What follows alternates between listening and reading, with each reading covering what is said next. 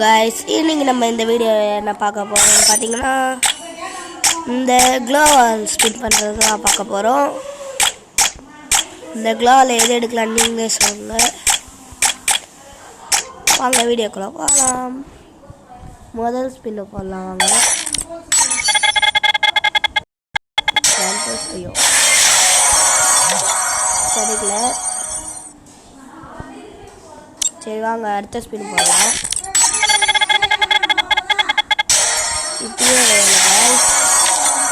சரி வாங்க அடுத்த ஸ்பின்னை போட்டு போகலாம்.